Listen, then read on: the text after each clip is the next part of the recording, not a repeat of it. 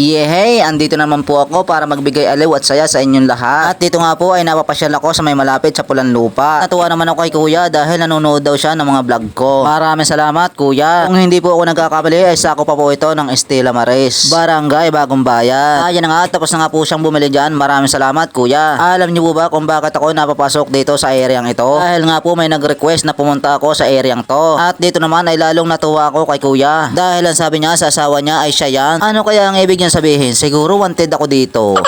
Paktay tayo, huli pero hindi kulong. At dito ko lang napagtanto na pinapanood niya rin pala ang mga vlog ko. Maraming salamat kuya sa inyong mainit na suporta. Teka, bakit ko nasabing mainit? Ay naulan nga pala dito. Hay nako, napakapasaway ko talaga. Bahala kayo dyan. Kahit nga naulan ay masasabi kong sulit ang pagpunta ko dito. Dahil parang natagpuan ko na ang hinahanap ko. Oy, iba na sa isip niyan. Hinahanap kong followers. Kayo talaga oh. Napakapasawan nyo talaga. At nandamay pa. Ayan na nga, tapos na silang bumili dyan. Maraming salamat ate, kuya. At dito naman tayo kina ate girly. At napansin ko nga din abay, pagkaganda ng view din abay, kung tayo pwedeng pakasalan Ay sus, ito na naman ako sa akin dali. At napansin ko nga dito sa ate girly. Abay, dunyahan ng dating din Pagpasensyahan mo na ate girly. Dahil talagang kahit hindi ako nagiinom, ako ay bangkeke. At tapos na nga bumili dyan sina ate. Maraming salamat. At dito naman tayo kina bebe. Teka, parang nalito ako sa akin sinabi. Bebe pero lalaki. Pakailamero ko talaga. Bahala kayo dyan. Kasi sa amin may bebe pero babae. Ay nako, pakailamero pa ako sa nagpangalan din At habang nagsasandok nga ako ay may napansin ako dito. Bakit kaya hindi mapakali itong batang nakayelo? Siguro may pinapagpa-charmingan tong batang to. Char! At sa dami nga ng binili na dito ay mga lungalo ang aking kamao. Ngalo! At dito naman tayo kay lalaking matikas. At ang sabi niya nga dito ay kuya sa gulang. Ano daw? Sa gulang. At si Ate Maring ay aking napansin. Bakit kaya siya dito kanina ay alis dating?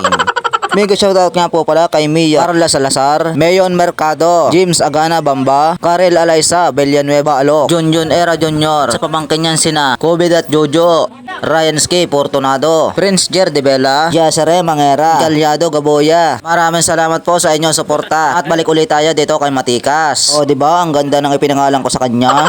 At napansin ko nga dito kay Totoy Bibo. Ayan na nga at bumelo. Ayan na nga at binitbit na siya ni Matikas dyan. Sabay-sabing, doon ka sa binibili mo na tambo. Teka, nalito ako dito Ang tinda ko kasi ay taho, hindi tambo. Kasi nga po, kapag bumibili siya ng taho, ang sinasabi niya ay tambo. Ang ibig niya palang sabihin ay sampo. Naunawaan ko na sana, hindi ko lang maintindihan. Ano daw?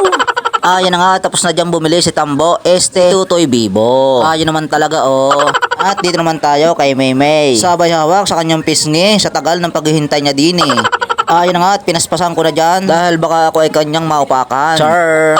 At ang sabi niya nga dyan ay teka, kanyang matikman at baka hindi masarap ay si kuya aking matadyakan. Sabay-sabay kuya yung isa pakidagdagan at naghirit pa siya dyan. At si Matikas ay aking ang napansin dyan. Abay talaga namang yung kanyang tahoy pinaspasan ng pinaspasan. At tapos na nga bumili dyan si Maymay. Abay narinig yata ay bumalik uli. At dito naman tayo sa tatay ni Paloma. At ang sabi niya nga dyan ay Brad, yung bang anak ko ay may utang pa. Hala, singilin mo sa kanya. Char! Ayun na nga, tapos nang bumili si kuya. Maraming salamat kuya. At si Matikas ay naghabol pa. Thanks for watching.